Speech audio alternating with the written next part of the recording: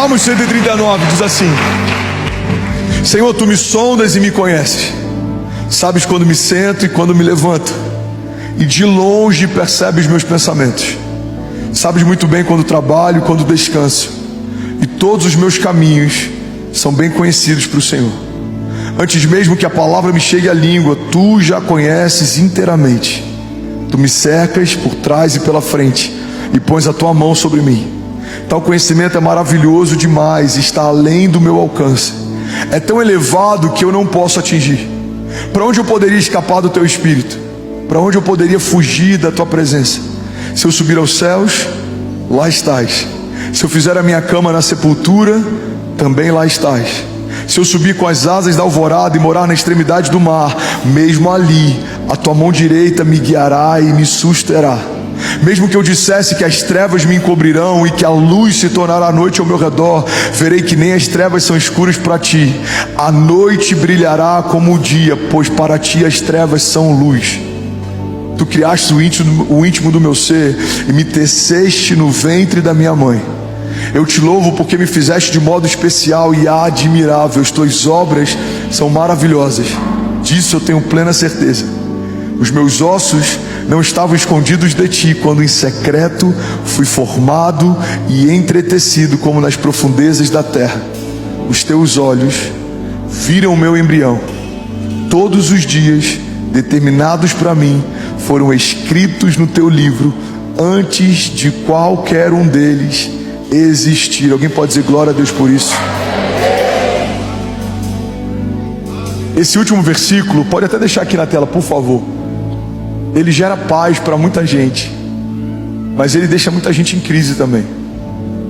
Quantas vezes eu já fui questionado sobre o livre-arbítrio, sobre essa relação entre o livre-arbítrio e a soberania de Deus. Como que Deus estabeleceu todas as coisas para mim e ainda assim eu tenho liberdade? Se tudo já está definido, tem pessoas que caem na graça justamente por ter um entendimento equivocado a respeito dela. Se tudo já está definido, eu posso ter a conduta que for, eu posso caminhar do jeito que for, e vai acontecer o que Deus já desenhou para que acontecesse. Mas o livre-arbítrio, ele funciona como alguém que embarcou num voo e tem um destino final determinado, mas a qualquer momento você pode pular pela porta de emergência e seguir um caminho paralelo. Se você estiver onde Deus te estabeleceu, se você fizer o que Deus te pediu para fazer, vai se cumprir o que Deus já desenhou a teu respeito. Mas temos liberdade de abortar os sonhos de Deus. Temos liberdade de não permanecer no lugar que o Senhor nos plantou. Temos liberdade de abrir mão das promessas de Deus.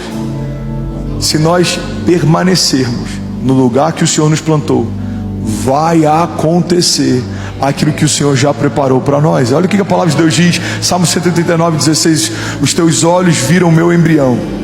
Todos os dias determinados para mim foram escritos no teu livro, antes de qualquer um deles existir. É por isso que a igreja de Jesus não tem sentido caminhar de forma ansiosa. A ansiedade nada mais é do que uma preocupação em relação ao futuro. Estamos tão preocupados em relação ao futuro que a gente começa a ficar ansioso no tempo presente. A ansiedade é uma expressão de dúvida, de inquietação, de insegurança. Mas se entendemos que Deus já está no nosso futuro, esperando a gente chegar, não há espaço para imaginarmos um futuro com Deus que seja pior do que a minha estação anterior. Irmão, toda nova estação que o Senhor te chama para viver, é o próprio Deus que vai te receber quando você chegar. E essa é a garantia de que o nosso amanhã vai ser melhor do que hoje. Eu não estou dizendo que vai ser mais fácil, eu não estou dizendo que todas as coisas vão acontecer no nosso tempo, mas eu preciso ter a firme convicção de que se o Senhor está na próxima estação que eu vou entrar, essa próxima estação vai ser marcada por sinais e maravilhas. Essa estação vai ser marcada por provisão sobrenatural. Por quê? Porque é isso que eu posso esperar de Deus, é isso que Ele carrega. Ele é o Deus da provisão, Ele é o Jeová Jireh, Ele é o Jeová Rafa, Ele é o Deus que cura, Ele é minha justiça, Ele é minha bandeira, Ele é minha confiança, segurança, Ele é o meu torre forte, Ele é o meu refúgio, Ele é minha fortaleza, Ele é minha garantia. É Ele quem fala a coisa a meu respeito quando ninguém ainda falava. É Ele quem tem pensamentos de paz mesmo que inimigos possam me cercar. É Ele quem me guarda, é Ele quem me protege. Eu estou escondido debaixo das suas asas. Então, se eu creio que Deus me chamou para uma nova estação, eu sei que o meu amanhã vai ser melhor que hoje. Por que, André? Porque o ano que vem vai ser melhor do que esse ano? Não, o ano que vem pode ser 10 vezes pior do que esse ano, mas o Deus que está me esperando na próxima estação não mudou, o seu caráter não mudou. Ele continua sendo bom, Ele continua sendo Pai, Ele continua sendo Deus, Ele continua tendo provisão, Ele continua tendo graça, Ele continua tendo milagres. Alguém comigo aqui, pelo amor de Deus? Improváveis aos olhos dos homens não são improváveis aos olhos de Deus. Deus já desenhou coisas a seu respeito.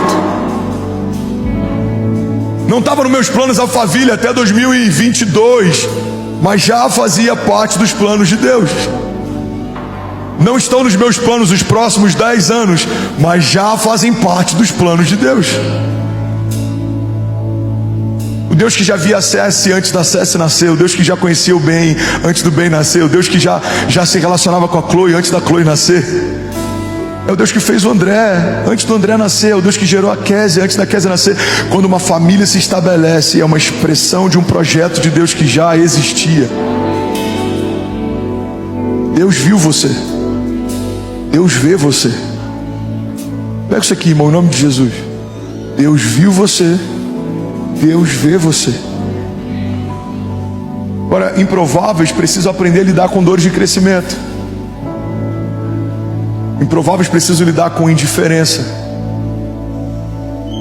Todo improvável ele é subjugado. Todo improvável, em muitos momentos, ele é deixado de lado. Ele enfrenta momentos de invisibilidade. Ele enfrenta momentos de indiferença. Ele enfrenta momentos de comparação.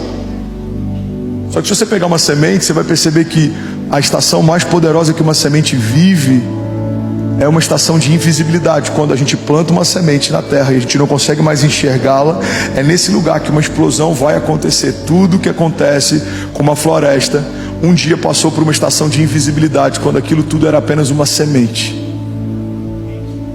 Tudo que está sendo gerado em secreto, em algum momento se torna público. Tudo que Deus está falando com você quando ninguém ouve, em algum momento Ele vai falar a teu respeito para que todos possam ouvir. Jesus, quando é batizado, uma voz do alto diz: esse é o meu filho em quem eu tenho o meu prazer. Aquilo que ele ouvia no seu íntimo, agora toda a criação ouve. Você está comigo? Diga amém. Então entenda isso, ser o improvável de Deus significa enfrentar estações de indiferença na terra. Os irmãos de José não achavam o máximo os sonhos de José. Os irmãos de Davi não acharam o máximo a unção de Davi. A família de Abraão não achou o máximo o chamado de Abraão. Se você é improvável, entenda, não são só flores. Existe uma graça sobrenatural sobre aqueles que decidem viver a vontade de Deus. Mas tudo se levanta para fazer você desistir daquilo que Deus chamou para viver. Enfrentaremos indiferença como Noé enfrentou. Uma das frases que eu mais amo: todos achavam Noé estúpido até as primeiras gotas de chuva caírem. Um homem louco construindo algo sem sentido, até que um dia aconteceu o que Deus disse que aconteceria. A gente vai ter que enfrentar indiferença como Noé, a gente vai ter que enfrentar injustiça como José, a gente vai ter que enfrentar levante como Davi. Em um momento Davi está tocando a harpa para que o rei durma, em outro momento ele está sendo perseguido pelo rei em meio a desertos. Improváveis não são livrados por Deus dos processos, mas são guardados por Deus no meio das batalhas. Deus não vai necessariamente te livrar de um deserto, mas Ele vai te livrar no deserto. Deus não vai necessariamente te livrar de uma tempestade, mas Ele vai te livrar na tempestade. Deus não vai necessariamente te livrar de um gigante, mas Ele vai te livrar na presença do gigante. Prováveis de Deus não são homens que são isentos das crises, dos processos. Não, pelo contrário. Deus sempre usa homens marcados para marcar. Deus sempre usa homens que foram feridos e sarados para sarar. Deus sempre usa homens que foram quebrados e restaurados para restaurar. Porque as suas cicatrizes te dão autoridade para ministrar sobre o outro. Quando alguém estiver passando uma crise de qualquer tipo, você vai falar: olha para qualquer uma das minhas cicatrizes, elas expressam o que Deus fez na minha história, e elas são uma garantia de que Deus pode fazer na sua também.